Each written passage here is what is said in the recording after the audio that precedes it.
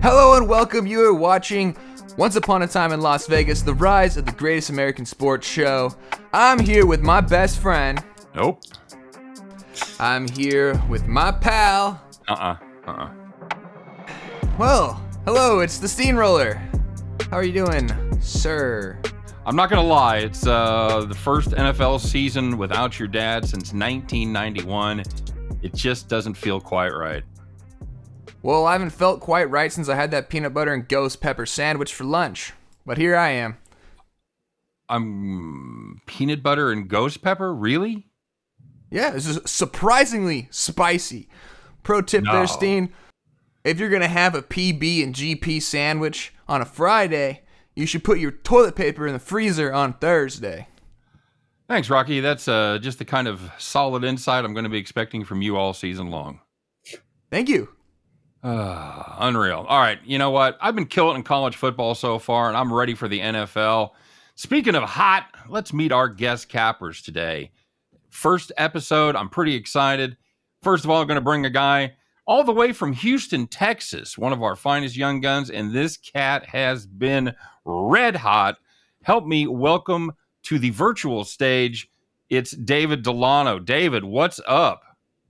What's going on, Scott? Thanks so much for the introduction. I'm excited to be here, excited to dissect this week's games in the NFL. Have been having a great Major League Baseball season, off to a great college football start as well, and ready to carry that over into the NFL. Tell me some of those numbers, Dave, because I know you went on a run and you have been hot for like over a month, man. Tell me those numbers you've got going. Yeah, pretty much long-term, short-term. They've all been great right now. 32-12 in the last 44 best bets. 5-1 in football best bets to start off the season. 10-3 overall starting off football between college and NFL. Long term, Major League Baseball 129-94. I mean, regardless whether you look at a week, 30 days, 90 days, we've been doing pretty well. That's fantastic. And so, guys, if you're not getting on board the D train right here, you should be riding David Delano. Absolutely. It's a pleasure to have you. Excited to get to the week one in the NFL. And speaking of the NFL, I know this guy is excited. He's got his Broncos stuff up there. He's wearing his Colorado Buffaloes shirt. That takes some balls to have after last week's performance. By the way, I took him in that game, so thanks for nothing, Mason and the Buffaloes. But this guy is also one of our young guns. We love having him on the show, and we did a couple preseason practice shows. He was great. His picks were fantastic. Anxious to have him take a look at week number one. Also been red hot. It's Mason Foles. Mason, happy Colorado Day. What's up, buddy? Hey, Steehn, how you guys doing? I been loving the MLB season the last few weeks, and we started out very hot in the college football season as well. I'm 19-4 in my last 23 picks. Went 4-0 in week one of the college football. My best bets are on a 10-2 run right now, so we've been hot there as well. So we'll be looking to keep it rolling as the NFL starts. That's great. So if you guys want to get any of our picks, David's, Mason's, or my own, we're going to be dropping a special discount code in the show description that'll take you right to our page, or the link will take you to our page. The code will give you a fantastic discount just for watching our first show. I'm excited. Rocky, we ready to rock and roll? Talk a little football? I'm ready to rock and roll. And in case you wanted to follow me, I'm 12-0 on Marissa Tomei movies. What? You're 12-0 I've watched 12 on straight Marissa I've watched 12 straight Marissa Tomei movies. All right, buddy. Whoever said your life isn't full, they did not know what they were talking about. Did you cover the spread on each of those movies as well? Yes. It was over or under 2 times Marissa Tomei this goes, I'm Marissa Tomei. I bet the under every single time, and I got every single one right. We were hoping you might watch a little game film or watch some of the experts previewing the NFL season. You get time for any of that? Yeah, definitely.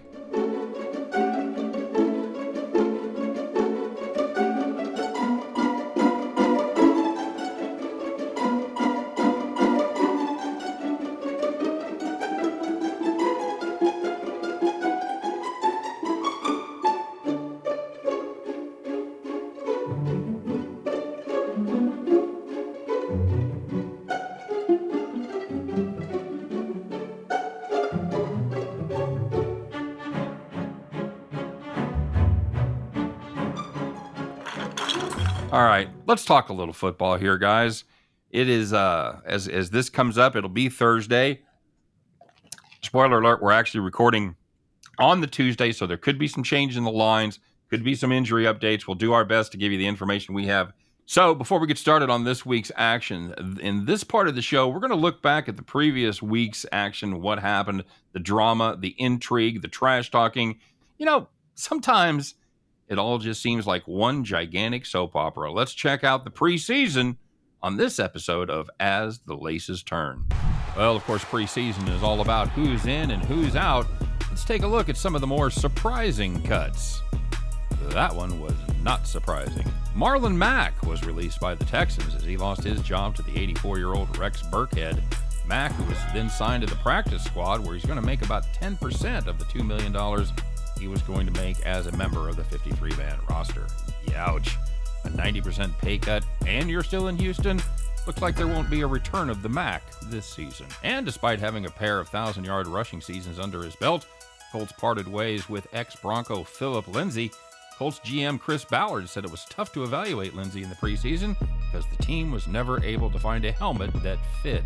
Well, the Jets and the Texans both went 3-0 during the preseason. Please remain calm, everyone. We don't want people trampled on the way to grab those New York and Houston futures tickets. And John Harbaugh in the preseason continued to be the biggest sure thing since I bet Rocky $20 he couldn't stuff 12 golf balls in his mouth. Couldn't do it, and the ER nurse couldn't stop laughing. Harbaugh's Ravens went 3-0 again this year, and they haven't lost a game in the preseason since 2015. Cha-ching! And finally, Tom Brady returned to the Bucs after missing 11 days of training camp. Rumor has it there was marital discord when Brady decided to play another season, and we here at As the Laces Turns have it on good authority that it all started when Tom told Giselle he was leaving to play some football. Being from Brazil, she assumed he meant soccer and expected to find Tom out back kicking the ball around with Jack and Benjamin. Oops! Brady stands continue to look for Tom terrific on The Masked Singer. Hey, and that's going to do it for our very first episode of As the Laces Turn. We'll be back next time to talk about all the weird, wacky, and crazy things that happened in Week 1. So we're going to start off with the Thursday night game. Now, quick reminder to everybody, we do this show on Tuesday, so there could be some change in the lines. There could be some injury news, but we're going to do our best to give you the updated information that we have as we record. And the Thursday night game, man, it should be a barn burner. A lot of people saying this could be a preview of the Super Bowl. We'll find out as the Bills travel to LA to take on the Rams. Bills currently a 2.5-point road favorite. The total in this one's 53. Guys, I'm going to step out here. I'm going to take the Rams. I'm going to take the world champions at home, getting 2.5 points. We've seen what this team can do. A lot of speculation about how good the Bills are going to be, and they've certainly filled some holes, especially on that defense, and signed some nice picks. This was a good defense last year. In fact, they were number one, 18.3 points per game allowed. However, against top 10 offenses, there's a little bit of a drop-off as they allowed 8 points more, 8.5 points more, actually, 26.8 points per game. And there's 7 games against top 10 offenses. And this Rams offense is certainly in one of those. Now, against the rest, against the Dregs, they gave up just 13.3 points per game.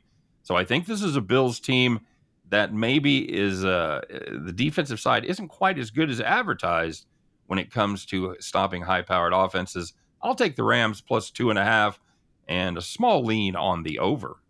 I have to agree with you on there, Scott, for this first one. I think that the Rams being a 2.5-point underdog at home is a little bit disrespectful. The Rams have covered the spread the last 5 years in a row during Week 1. If you could get it at 2.5, I actually think this is a good spot for some insurance, even buy that hook to get it to 3. I like the Rams in this spot as well. At the 2.5, I like it at the 3 plus 3 even better, and I'm leaning on the over as well. All right, well, I'm going to go out on a limb here. I'm actually going to go with the Buffalo Bills -2 on the road. I think Josh Allen's in store for a great season, and he's going to start out Week 1 with a bang. I also love the moves they made on the defensive side of the ball, and I think the Rams are going to be a little rusty coming into Week 1. Didn't play many starters in the preseason, and that might show in the first half. So I'm going to roll with the Bills -2.5.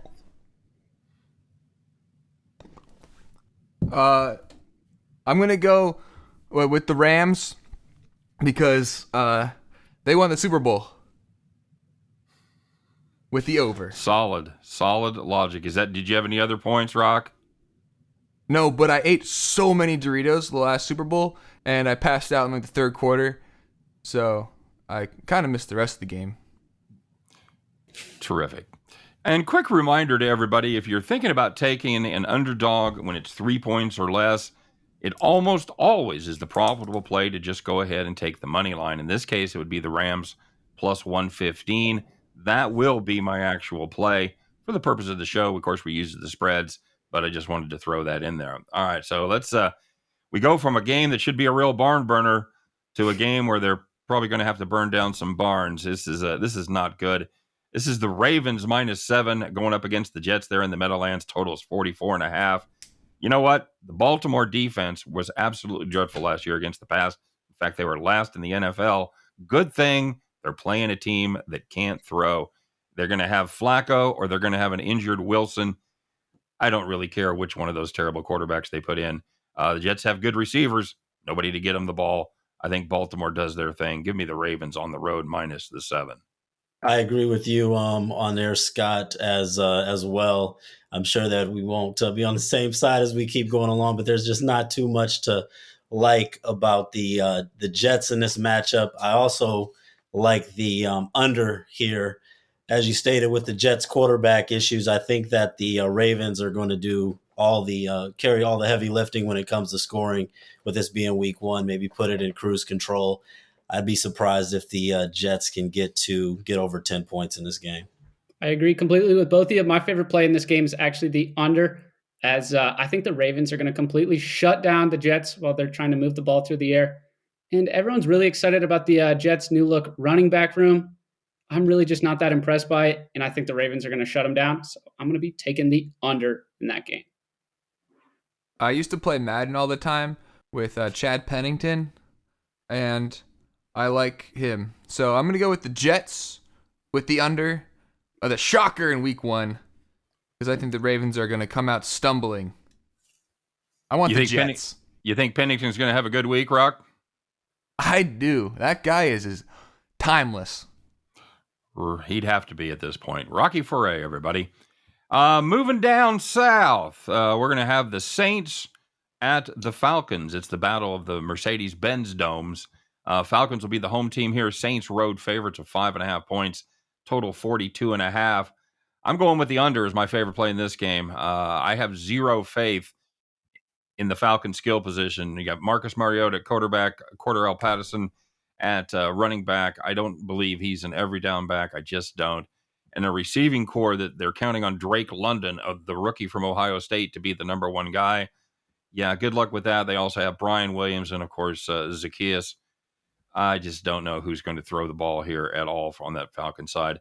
The Saints, very good defense, number 4 in the league last year. I think that the Saints may struggle a little bit offensively, but they ultimately probably get it done. But I do love the under here. For this game, I'm actually going to go ahead and lean on the over. As you mentioned that Saints defense, I actually think that it's going to lead to some points, as the Saints were 8th last year in turnover differential. They were 10th in takeaways, and I think that they're going to cause some problems for the Falcons in this situation. So I'm going to go ahead and lean on the over in this game, and I like the Saints as well to take it to the Falcons and cover this 5.5. I believe Atlanta, they've dropped their last 6 road games against the spread. So, last 6 home games. But either way, I like the Saints here. Yeah, David, I'm staying there right with you. I'm taking New Orleans -5.5. I'm buying in on famous Jameis Winston. I think he's going to be a little bit better this season after the LASIK surgery. Hopefully keeping the turnovers down and moving the ball through the air. And I also saw that Alvin Kamara, his court dates keep getting pushed back for his possible suspension, but it looks like he's going to be playing in this one. So they're going to move the ball on the ground in the air and take down the Falcons. You know, Steehn, I don't think you knew this about me, but I did study biology for a semester at Florida State, and Jameis Winston can take control of a lunchroom. So I am going with the Saints. Solid. Did you ever go eat some seafood with him? Share some crab legs, perhaps? Yeah, he would never pick up the check. That checks out. All right. Well, we're going to stay south and have the Miami Dolphins as a 3-point favorite. What? Miami Dolphins, 3-point favorite over the New England Patriots. Total in that game is 47. I don't know what it is about the Patriots coming to Miami. I don't know if it's Joe's crab or Joe's stone crab, but whatever the reason, they have not played good football against the Dolphins, especially in Miami. They're 3-5 over the last 4 seasons, and they went 0-2 last year. And everybody talks about Tyreek Hill being the deep threat, but besides that, the point that I think a lot of people overlook is Tyreek Hill gets a lot of his yards on shallow crossing patterns, going over the middle, getting himself in space, and then just simply outrunning the defenders. I think that's where he's really going to help Tua. It's not going to be the deep shots. It's going to be those short mid passes that he breaks for 20, 25 yards. I like Miami here, minus the 3 points, and I will have a small lean to the over. I think there's going to be some points scored in this game. I'll tell you what, Scott, out of all the games on this one, this has been one of the toughest ones to figure out for me. When it comes to my personal plays and my favorite plays of the week, I think that this is one that I'm probably personally going to stay away from. But I'm going to actually take the Miami Dolphins to cover. And one of the reasons for it is this is just one of those lines where you almost feel like the Patriots are being disrespected, but you don't have a great feel on it. So I actually think that going with the Dolphins here is going to be the right way. I'm going to take the Dolphins, the minus the 3.5, and I'm actually going to also lean on the over on this game as well. All right, and I'm going to cut in, and I will say that I do agree this will not be on my personal playlist. This is a tough one, and the Patriots, Belichick, he's had a long time to prepare. It certainly could go the other way. Mason, what do you got? Steehn, you took the words right out of my mouth. I was going to ride with the Patriots +3 in this one, as I just can't bet against Bill Belichick when he has this much time against the Miami offense and defense. I've also only heard about Tua being this great quarterback over this offseason, and he just hasn't proven anything to me yet. So I'm going to stick with the Patriots and the better coaching staff, as they'll cover that spread. I've got to go with Mason, too. I'm sorry. But, Mac Jones was on the NFL Top 100. That's got to mean something, right? Sure. All right. And you know what? I don't trust left-handed people. Is there a reason for that? When I was in kindergarten, I had this teddy bear named Bobo. And there's this kid in my class named Kelvin. And when I brought in Bobo for show and tell, I couldn't find him afterwards. And turned out Kelvin, who was left-handed, took him home. And then when I was over visiting his house, he said, "This was my teddy bear. I've always had this teddy bear. You must be confusing this teddy bear with your teddy bear Bobo that you brought in for show and tell." Wow. Well, at least you're I'm not taking the holding under. Okay, solid reasoning right there. That's believe it or not, that's a better reason than you usually give for picking a game. I'm quite impressed. It's called life experience. Fair enough. All right, we're going to take a break here, get a word from our sponsors, all the wonderful people that make this show happen.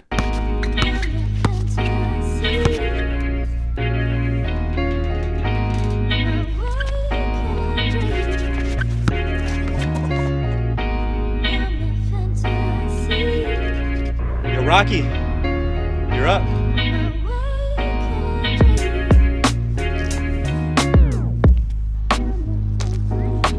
You know how to play 21, right? I don't know. You talking blackjack?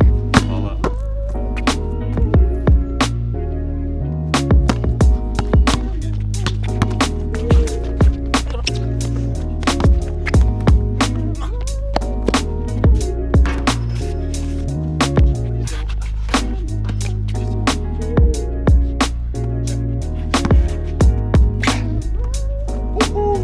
I feel like John Morant today.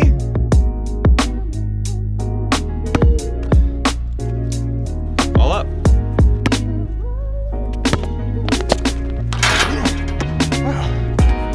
Feel so much lighter. Hey, Steehn, you ever heard of the Wonderlic test? Yeah, Rocky, I have. Before the NFL draft, players at the Combine will take a tough 50-question test. 20 is about average, and only one person has ever achieved a perfect score. A punter, of course. Yeah, that's definitely what I thought it was. Okay, Rocky, can you tell everybody what you thought that was? I thought it was a TikTok challenge to see how many pieces of Wonder Bread you could lick in under a minute. How many did you get there, buddy? 119. 119. You know, that's actually kind of impressive. Thanks. You want to try a couple questions from the actual test right now? Sure, yeah. Bring it on. I can smell a perfect score. Okay, sure. Here's one. Sally wants 3 dozen peanut butter cookies, 4 dozen snickerdoodles, and a dozen chocolate chip cookies. How many cookies will Sally have? If she wants that many cookies, why doesn't she just go get 1 or 2 cakes? No, that is definitely wrong. But how's that wrong? 96 cookies is basically the equivalent of 1, maybe 2 cakes. Right. Let's move on. Wait, 96? Okay. Let's try one from the business place. A copy machine repairman makes $12.50 per hour plus $4 for every service call he performs. Last week, he worked 34 hours and made 6 service calls. Rocky, how much money did he make? Not enough. Remember that time at the office Christmas party and I got super drunk and tried to photocopy my butt like in the movies? I remember that, but I'm surprised you do. Yeah, good times. And then the repairman came, and it took him like an hour to get the glass out of my butt, and then he still had to repair the copy machine. So, let's see. Like, that's like $21 an hour. Okay, you did the math. See, even you agree. Not enough. It's actually $16.50. Okay, moving on. Let's do one more. Rocky, maybe math isn't your strong suit. Let's try a little history. The Declaration of Independence was signed in... Side? Yeah, the Declaration of Independence was signed inside that building from National Treasure. Okay, we were kind of looking for a year there, Rock. You are 0-3, my friend. Not a great start. Okay, you think you can do better, smart man? Rocky, the real challenge would be doing worse. Okay, well then let's do it. I challenge you, mono and mono. Player 1 versus player 2. I'm in, buddy. Let's do it. All right, you heard it here first.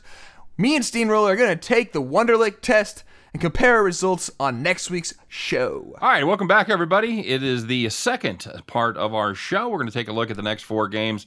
We're going to start off with a battle of 2 teams that I think everybody's anxious to see. It's the Baker Mayfield Revenge Bowl as the Browns travel to Carolina. Keep pounding, Panthers, to take on the Carolina Panthers. Browns 2-point dogs in this one. 41.5 is the total. You know, this Carolina team, I think, has definitely been upgraded with Baker Mayfield at the quarterback, and I do still have some questions on the defensive side of the ball. They do stop the run better than they stop the pass, so that is going to be a plus in their favor. Having said that, with Robbie Anderson and their center, Bradley Bozeman, both questionable. They're missing their place kicker, and Zane Gonzalez, he's definitely out. Anderson and Bozeman are questionable. I think I am going to lean towards the Browns in this one based on the injury news. Now, if both of those guys suit up, the number changes. We'll have to take another look at it, but as of right now, I'll take the Browns and the under 41.5. Well, Scott, I could talk about this one for 30 minutes, but I won't. I'm actually a Browns fan, and all I will say with this, when you're looking at the line, the Browns here should have value at plus 2.5. But the only stat that I cannot forget with this is that the Browns are 21-1 straight up since returning to Cleveland in 1999. I have seen all 23 of those games, and there is no way in hell that I'm picking the Browns week 1. Carolina Panthers minus 2.5 is the pick for me, and I am going to I'm actually going to lean on the over in this game. I think that we're going to see some points late just because the total is so low. I'm going to agree with you, David. I'm going to be riding with the Panthers minus 2.5 as I think Baker Mayfield, like you said, he's going to come in with a ton of confidence and ready to play. I think DJ Moore is going to be one of his favorite targets, and he's going to utilize him. And honestly, Jacoby Brissett looked really shaky in his last preseason game, very rusty, and I just don't see him putting up enough points. So I'll be taking the Panthers. I did not know who I was going to pick until I saw the pain behind David's eyes. and I'm gonna agree with him. I'm going Panthers with the under. Because if they can stop the run and the Browns don't have a quarterback, that feels like easy arithmetic to me.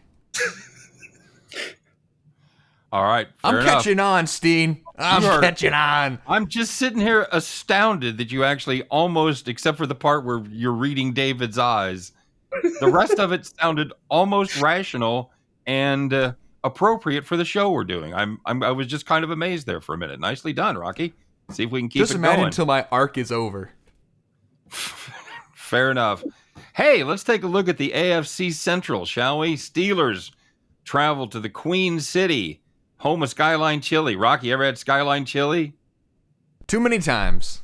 Yeah, I have. Terrible. But they put cinnamon in their chili. Stop doing that. Just stop it. Anyway, the Bengals, 6.5 point home favorites.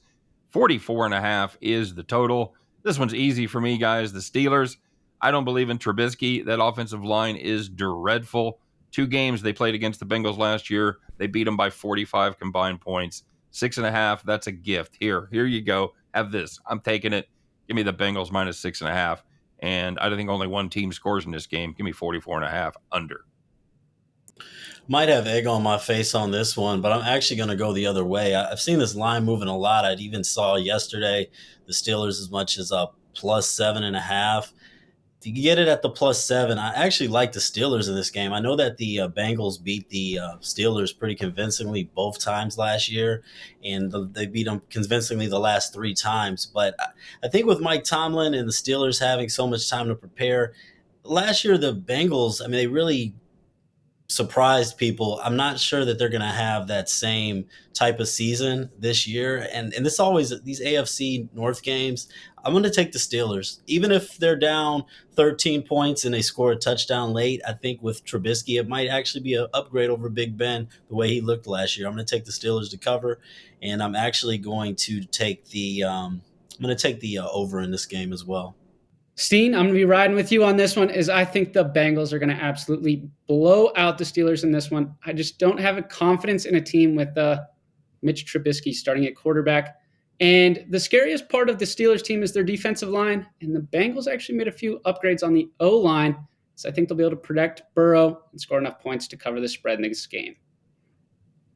I got to go with the Bengals as well, with the under. And the reason why is I don't like the Steelers one bit. They were the bad guys in the hit film Gus. So, going Bengals. Just a quick note, Rocky. You don't always have to give a reason. Oh, really? Just saying. Sometimes but have you less seen is Gus? more, That guy looks so mean. Moving to the NFC as the 49ers come to the Windy City to take on the Bears. 49ers, 7-point road favorites.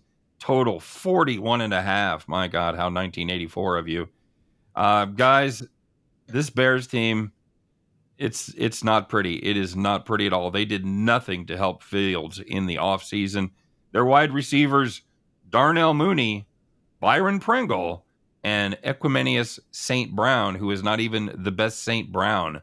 The defense is not great. They haven't been great for a while. I think they're going to spend a lot of time on the field. They're going to get worn down. Niners get the lead early, pull away in the end.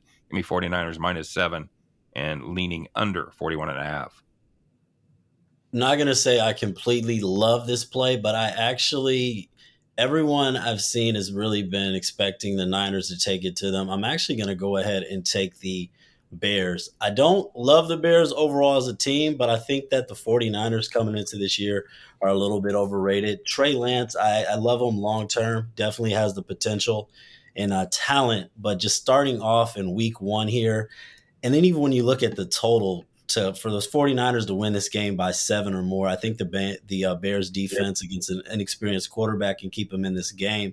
I'm going to take the Bears to cover the 6.5, and I'm also going to lean on the under in this game.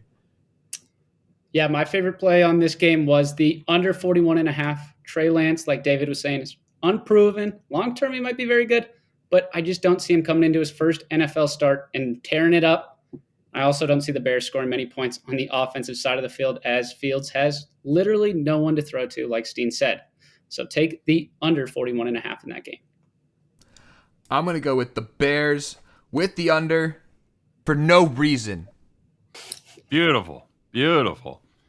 All right. And the Eagles at the Lions, fresh off of their appearance on Hard Knocks. Lions catching 4 in the Dome. Total in this one, 48.5. Guys, the Lions were 3-13-1 last year straight up, but they were 11-6 against the spread. Both of these teams added some serious talent at the wide receiver position. I think this one's going to be a shootout. I really like the over 48.5. And give me a little lean on those TV stars. I know this team's going to be overbet because of the show. I just think they match up well with the Eagles. I think that defense is improved for the Lions. I'll take them to sneak one out. I see this the same way that you do on this one, Scott. I mean, this one should be a shootout, even going into large sample sizes. The over 16-5 in the Lions' last 21 week 1 games. I expect to see a shootout here, and I do like the Lions as well. As you just mentioned, you took the words right out of my mouth. Yeah, they were terrible overall, but they were very good at covering the spread, and even going back to the Stafford days, even now with Jared Goff. The Lions are great at adding those points late in the game. They could fall behind 21. They're great at scoring maybe the last 17 points, even if they lose, to cover the spread. +4 for the Lions at home. I like the Lions in this spot. David, we finally disagree as I'm going to be riding with the Eagles -4. I'm completely fading the Hard Knocks Lions as everyone's been talking about them. Everyone's fallen in love with their head coach. And I just see the Eagles tearing it up on the offensive side of the field. They're going to be able to run the ball. And Jalen Hurts is going to take the next step this season. So expect the Eagles to cover this spread at -4. You know what? I'm behind on Hard Knocks. I'm glad none of you guys gave spoilers because I still don't know who's made the team or not, and I refuse to look it up. I'm gonna watch it, I swear. But I love the Lions. They seem like fun. Like they seem like a team I'd want to be a part of. So I'm gonna go with the Lions with the over because of Hard Knocks. Hey, Steehn, also, did you hear about the Ravens mascot? He got hurt. Rocky. Did. He got carted off at halftime. And they have not announced a replacement yet for him, so I sent in my audition tape. Oh, I cannot wait. Do you want to see it? Let's do it. What's up, Baltimore? My name's Rocky Foré, and this is why I'm going to be your next Poe. Talons up! Caw, caw! Hit the 60-yarder, Justin Tucker. Play against us, you're dead, mother. I give myself an A in gymnastics. I'm gonna hit off.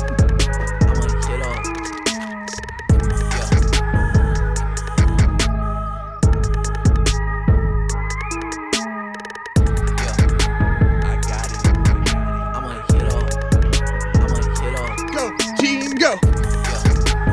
R-A-B-E-N-S-R. A-B-E-N-S-R. A-B-E-N-S. Hey, John, it's Jim. Is your refrigerator running?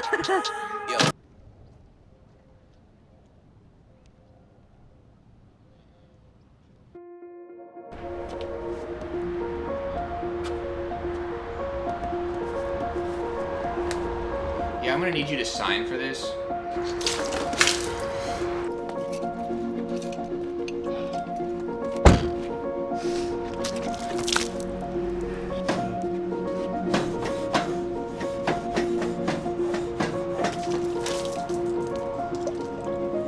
Are you tired of getting juiced? Hey, disembodied voice. I sure am. Then try this. Fan Kings? That's right. At Fan Kings, we're all about the customer. That's why we consistently have the best prices on any sportsbook out there, with more nickel lines than anybody. Wow, look at these prices! So can I take a shower now, or? Go ahead.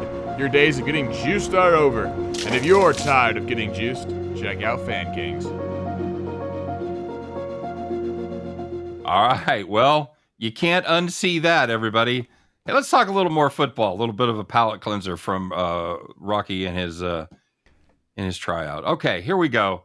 This is going to be from the AFC South. The Colts travel down to your neck of the woods, David, to take on the Texans. Texans +8 total on this 48.5. You know, guys, I am just not sold on Matt Ryan. He didn't look great the last couple of years. He ain't getting any younger. I'm not sure a change of scenery means anything.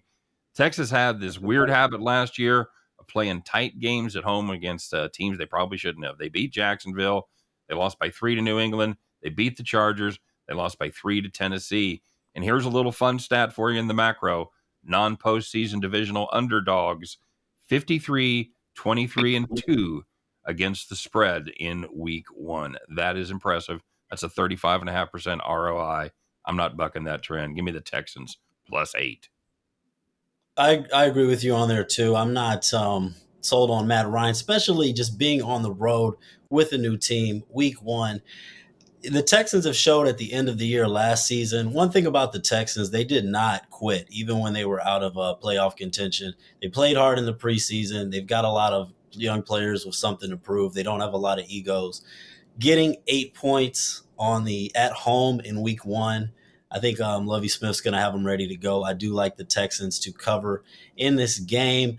I'm also going to go ahead and lean on the under in this game with Ryan in a new situation. Don't love the Texans offense. I'm going to take Houston +8 in the under.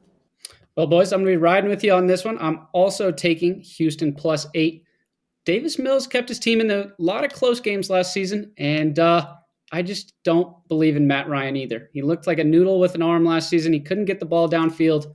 And I think the Texans are going to be able to put enough pressure on him to really force them to try to run the ball too much. And I just don't see that working out for him. So I really like Houston +8.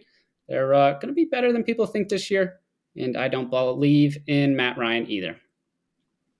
We're going to make it a sweep. I'm going Texans with the over. I did a lot of research this season. By that, I mean I started at the worst team and then stopped at 31.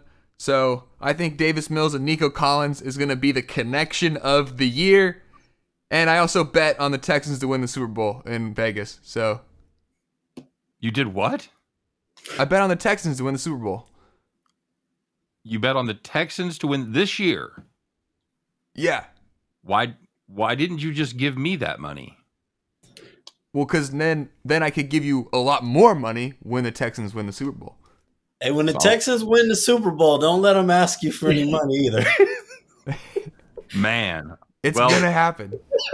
Good luck, Rocky. That should be great. Next week, I'll bring the ticket in to prove it.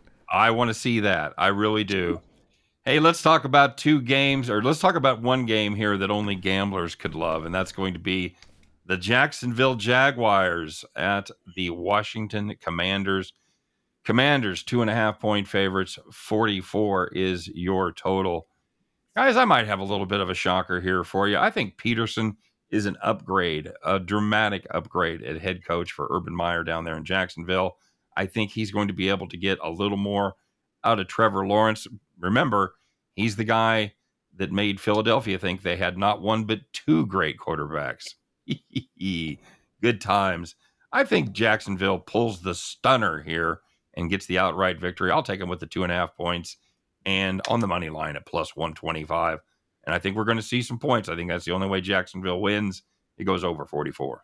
You know, I'm going to go ahead and agree with you on this one. I'll tell you this, when I have my top plays up on winnersandwhiners.com, this game, I can tell you, will not be on there. But I will actually take the Jacksonville Jaguars to win straight up on the money line for a little bit of plus money here, as I can see this game going either way. Carson Wentz has been known to be inconsistent at times, lose to some bad teams. Washington's going to be without Chase Young. I agree with you with the coaching upgrade in Jacksonville.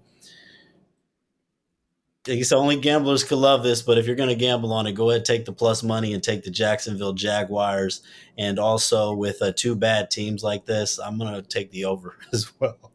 Well, I did not expect for us to all agree on this pick before we started this show, but I also have the Jacksonville Jaguars money line. Take them with the points too, but I like Trevor Lawrence, and Carson Wentz just loves to turn the ball over in these types of games. I think the Jags are going to come into this one with a ton of confidence, as Peterson's going to have them ready to play, and they're going to put up points, and I just don't see Washington to be able to do that.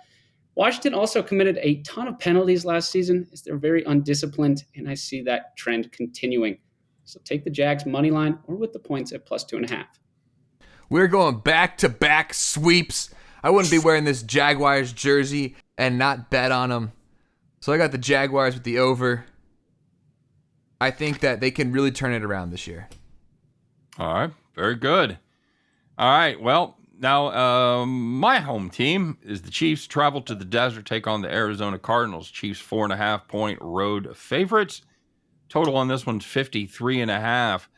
Guys, you know, the Chiefs' first team looked fantastic in the preseason. The first team offense was 3 for 3 on touchdown drives.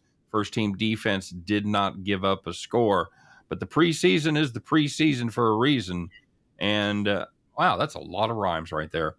I think it's going to take just a minute for this Chiefs offense to get going against teams that are giving their best defensive effort and not just showing vanilla sets. I think there could be some low scoring, especially in the first half. I think the Cards, having Andre Hopkins being suspended is a problem. I think they overcome it. I will take the Cards +4.5, but what I really like is the under 53.5. I think this is going to be a lower scoring game than the general public, and I think it stays under the total. Yeah, I think it's going to be very close there with the total, but I actually agree with you on that end of it as far as the under. But I do like the Chiefs in this game. I think that Patrick Mahomes, they feel like they have a lot to prove. I liked it better when it was at 3. I've seen this move into 5.5, 4.5, but I think the Chiefs win this game by at least a touchdown. The Cardinals have not covered the spread in 5 out of their last 6 games. I do like the Chiefs in this one to get it done. David, I agree with you. I'm going to be riding with the Chiefs -4.5 as I think Patrick Mahomes has listened to everyone in the offseason talk about the Chargers, the Broncos, the Raiders, blah, blah, blah. But he still technically owns that division. Not technically. He still owns that division. And I still think their wide receivers and skill position players are pretty solid. People think they've downgraded. They've also picked up a few guys that are going to give Mahomes some help. So I'm going to be riding with the Chiefs and the spread in that one. I'm going to go also with the Chiefs, but with the under. I will never pick the Cardinals again because Kyler Murray kicked me out of his Twitch chat, and I'm holding a grudge. I'm sure he had no reason at all for doing that. Well, I kept asking him if he had watched certain Marissa Tomei movies, and him and his friends were like, this guy is weird. Get him out of here. I don't know why he's talking about this. But Kyler Murray, all he was doing was playing 2K at the practice screen. He was just shooting, playing practice on 2K. Scandalous. Absolutely scandalous. All right, let's finish up in the AFC West. Finish up this segment. Las Vegas Raiders heading to LA to take on the Chargers. Raiders, 3-point underdogs here. 52 is the total. You know, the Chargers had some defensive problems last year, and they had a couple of big splashy signings in the offseason to address that. I'm a fan of J.C. Jackson at the cornerback position. I think that's a definite upgrade. But here's the deal with Khalil Mack. I'm not convinced that his best days are not well behind him. Ever since he left Chicago, his sacks have gone down. He had 78 tackles in his last year with the Raiders. He's never had more than 50 with Chicago. I'm not sure this Chargers defense is going to be appreciably better. I'll take the Raiders. Raiders looked very good in preseason. Yeah, I know. But this defense got faster, and I think the offense got better. I'll take the Raiders plus the 3 and give a small lean to the over. Yeah, I'm going to take the Raiders in this one as well. This one's a tough one to figure out. I really think that this game could go either way, almost who has the ball last. So even though it's a little bit of a revenge game for the Chargers, getting the 3 points, I'm even seeing plus 3.5 some places. I have to take the Raiders in this game because I think that they have at least a 50-50 chance to win this game outright. And I am actually, though, for week 1, I am going to lean on the under in this game. All right, in this one, I am going to be actually fading the Raiders. I'm going to take the Chargers -3 as I've watched a lot of Josh McDaniels games, and I just don't think he can get it done as the head coach of the Raiders. They've made a few adjustments, but I've said it my entire life. Oakland will always Oakland. I like the Chargers. They've made a few upgrades on the defensive side of the field. I agree with Steehn. Khalil Mack's really not that big of a deal. but they have gotten better in their secondary, and they're going to make it tough for Derek Carr to complete some passes. So I'm going to take the Chargers -3. I'm taking the Chargers with the over. That's it. Perfect. Sometimes less is more, Rock. Less is more. You know, I looked at both the names, and I chose whichever one was first alphabetically. That's my reason, if I'm going to be honest. Solid. All right, we're going to take a break. Look at this stuff. Laugh. Buy it. That's what we're telling you to do. We'll be right back. Chuck.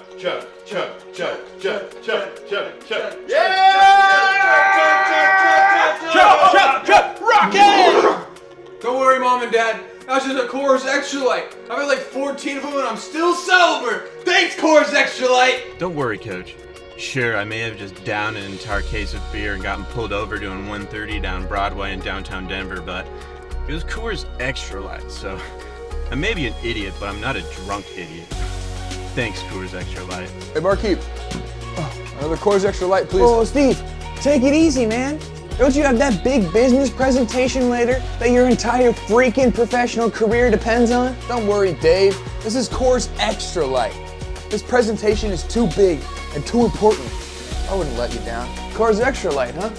I knew I could count on you. Migratory bird patterns have changed drastically in the United States in the 20th century.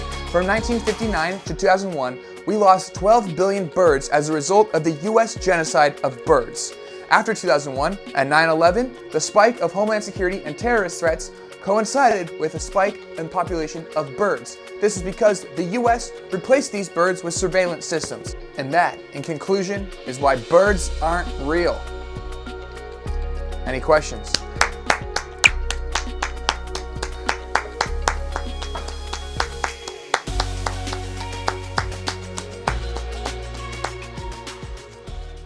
I've been driving these long before anybody paid me to drive them. I didn't do it to be cool. I didn't do it to make a statement. I just like the way I feel when I'm driving them. Sometimes you gotta look back to go forward. And sometimes when you go forward, you're really going back. And sometimes you're just going sideways. Like that show Lost. Yeah, they lost me. And how come the fat guy never lost weight? Sometimes they're just questions without answers. It's nice to at least be able to count on one thing in life. Yeah, thanks, guys. It's right over here on the right.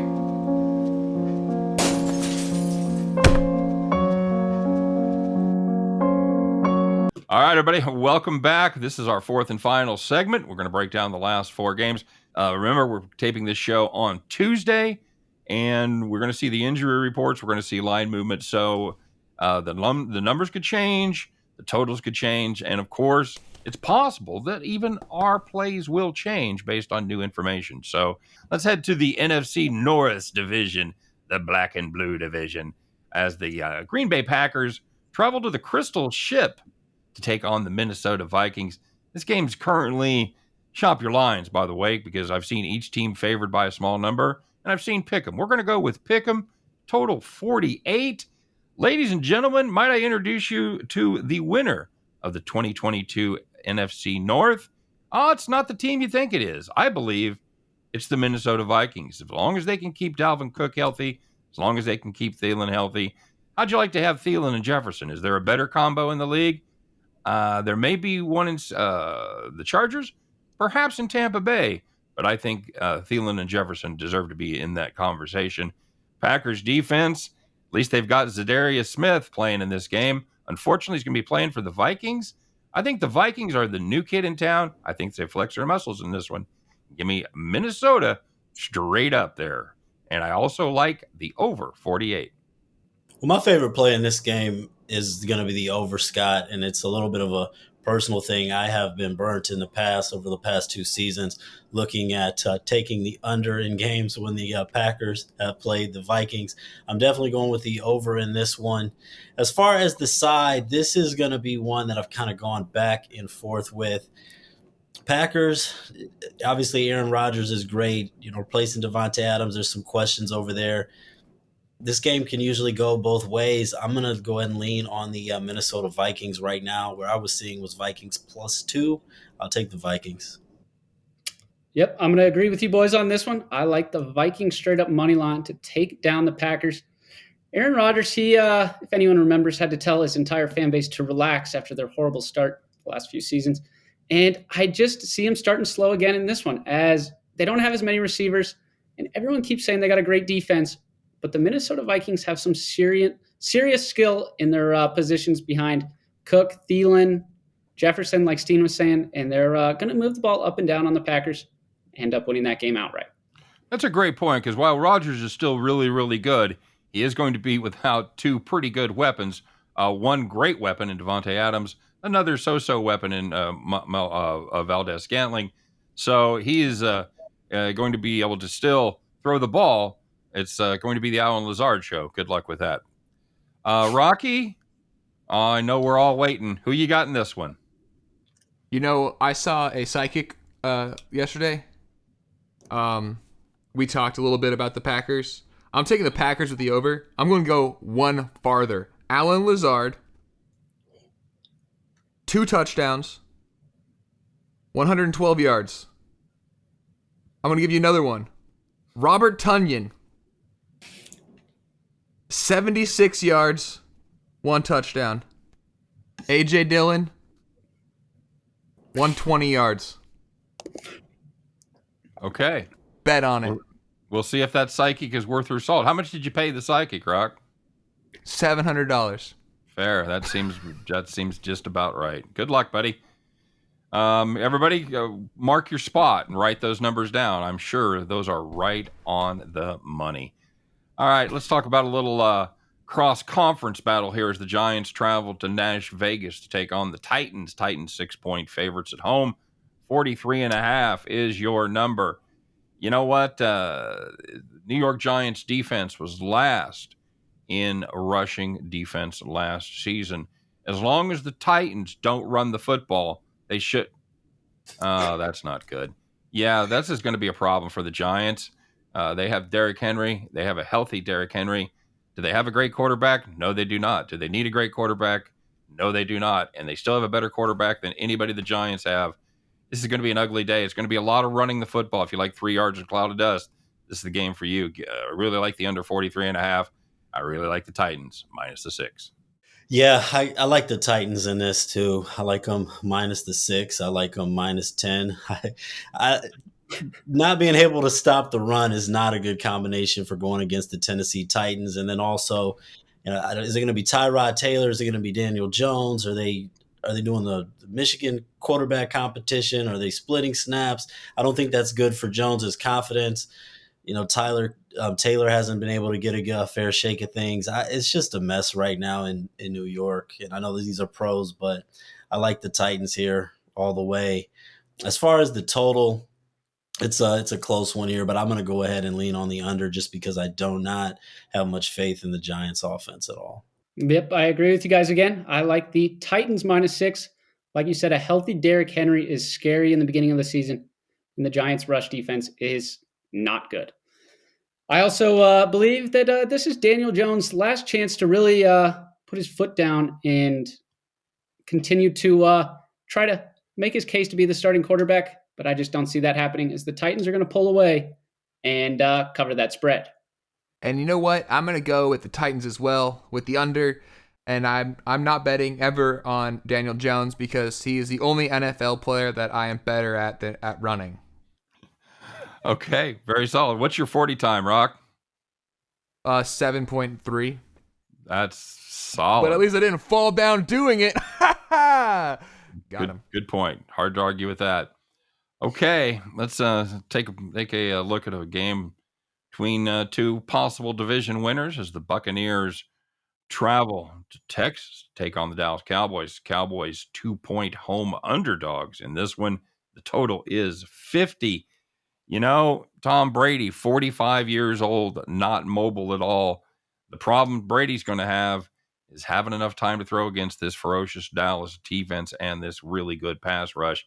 This is a situation where if everybody was healthy, I think the Bucs take this one easily. Unfortunately, The Bucs had some major problems with injuries to the offensive line during the preseason.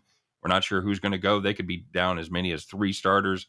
That's going to be a problem. The backups didn't look great. I'll take the Cowboys at home plus the 2, and I think this one goes over the total of 50. I think there's going to be a lot of balls flung around the old stadium there. Yeah, this one is a little bit of a tough call. I hate to go against Brady with all the doubt and stuff from him taking some time off in the preseason. But also Tom Brady at 45 years old, all the Super Bowls that he's won, his back's not truly against the wall. I mean, this is week 1. The sky's not falling if Tampa Bay loses this game. As you said, with some new personnel, new coach, even though he was on the staff last year, there's definitely some question marks. The Cowboys are going to be up for this game. In Dallas, winning this after last year's performance, this is a big game for Dallas. Dallas is going to put everything on the line for this, and I'm going to go ahead and take the Dallas Cowboys to cover the spread. Now, David, I agree with you completely that this is going to be a huge game for the Cowboys, but I'm going to have to fade them in this. They usually don't play good in big games, and I just can't bet against Tom Brady. Even with a shaky offensive line, I know that he's got what it takes to get out the ball quick, and find his targets in open field. As the Cowboys secondary got a lot of talk last season, but they also gave up a lot of yards and points, as I see Brady tearing them up in this one. So I'm taking the Buccaneers with the points. Didn't the Bucs and Cowboys play week 1 last year? They did. Thursday night. Who won that game? Do you not remember? No, I only watched the first half of it, and then I got bored and didn't watch anything else for the rest of the year. Any of you guys remember what happened in this game? I want to say the Bucs won. And I'm taking the Bucs. The Bucs won. They're going to do it again. All right, guys, let's finish it up with the Monday night game. We'll see if Mason follows the trend of David fading his favorite team. I faded my favorite team. We'll see what happens with Mason. It's the Broncos going on the road. It's the Russell Wilson in-your-face bowl as they face the Seattle Seahawks in Game 1. Broncos 6-point road favorites, 41.5 is the total. You know, maybe I have a soft spot because I feel so bad that we've dominated them since the Obama administration, but I think the Broncos might actually have something this season. I don't know that I'm totally sold on Russell Wilson and the offensive side of the ball. I do love this defense. This is a defense that has improved, and they were very, very good last season. I think that the Seahawks have a small problems. They say if you have 2 quarterbacks, you have no quarterbacks, and nowhere is that truer than the Seahawks, as they really are going to struggle to run the football, and they're going to struggle to get the ball to their pretty good receiving core there in Lockett and DK Metcalf. But I don't think they're going to have time. I think there's going to be a lot of pressure. This is going to be an ugly game for Seahawks fans. Give me the Broncos minus the 6.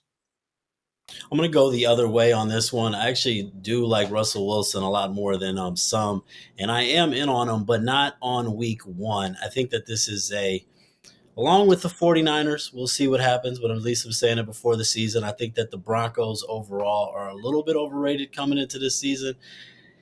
You know, this was at plus 4.5.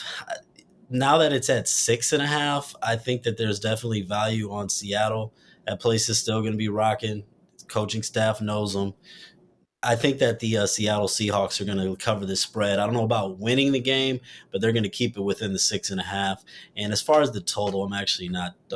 I'm not going to touch the total in this one. So I try to stay away from betting on the Broncos as much as I can, just because when I do, it seems like they don't turn out. But I really like the under in this game. Like Steehn said, the Broncos defense is revamped. They're going to come into this game with a ton of confidence. And Geno Smith or Drew Lock, neither of them scare me, as I don't see the Seahawks scoring enough points in this game. And Russell Wilson and the Broncos offense didn't have much time in the preseason to really warm up. So I'm seeing a little rust in the beginning of this game for Russell. And it's an emotional one for him as he's back in Seattle. So I see the Broncos offense struggling a bit, as the under 141.5 is my best pick for this game. Couple of you guys faded your favorite teams. I will never fade my favorite team. I'm going with the Hawks with the over. The last time a Geno came to Seattle, the Mariners might make the playoffs. Eugenio Suarez having a career year. Geno Smith is going to have a career year as well. I'm going with the Hawks. What would a career, no disrespect, but what would a career year from Geno Smith look like? 200 yards, 2 touchdowns, 1 interception. That's the year? Passer rating of 127. Nice. That's All the right. career year for him. All right. Well, that is the week 1 ends with a whimper, not a bang, as that is our picks from each of the 16 games. Don't forget to check all these guys out over at the Winners and Whiners expert section. We've got a lot of great specials going on there. Daily best bets, weekly packages, monthly packages, NFL packages, college packages. Check out their packages. That's what I'm saying to you.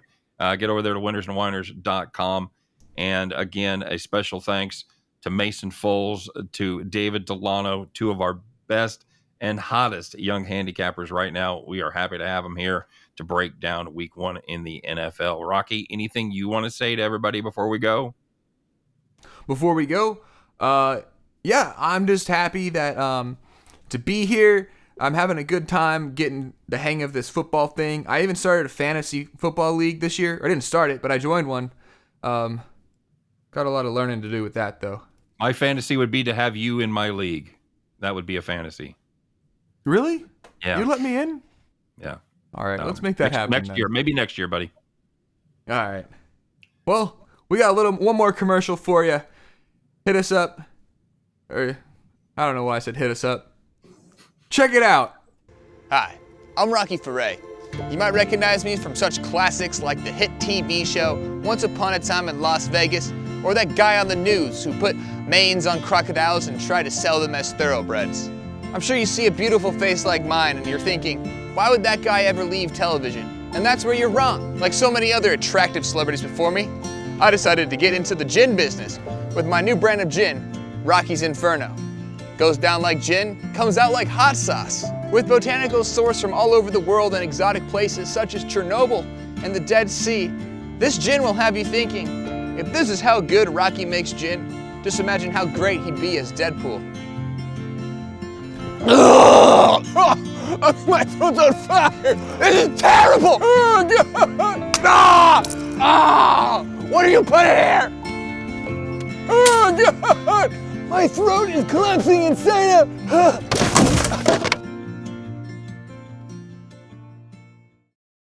Well, Rock, you made it through one episode at least. Yeah, I'm excited to see how my picks do. Excited to watch some games for once, and I actually even joined that fantasy football league I was telling you about.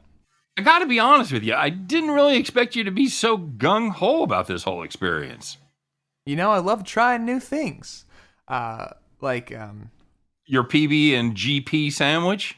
The ghost pepper sandwich. But also I was talking about like when I invented a toaster, but cold. It's called the Coldster. Rocky, I hate to break it to you, that's just a freezer. I know, right? It's crazy. Hey, Rock, I forgot to ask, how did your fantasy football draft go? It hasn't happened yet. It's at 2. 2? Today? Yep. Wish Rocky, me luck. It's 2 right now.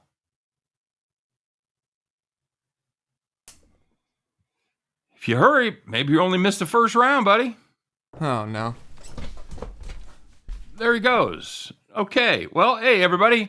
Thanks for tuning in to the first episode of Once Upon a Time in Las Vegas, the rise of the greatest sports betting show in the world. I've been your co-host, Scott Steehn. That crazy bastard has been Rocky Foré. Hope you guys enjoyed it. We'll be back next week.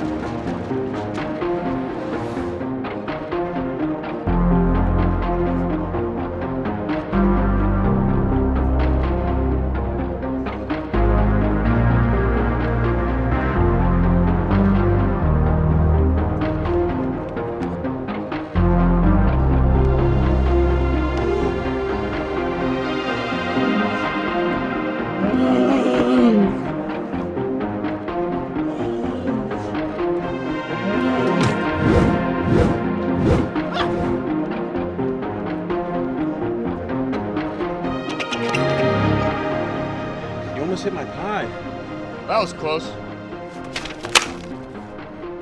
Pie.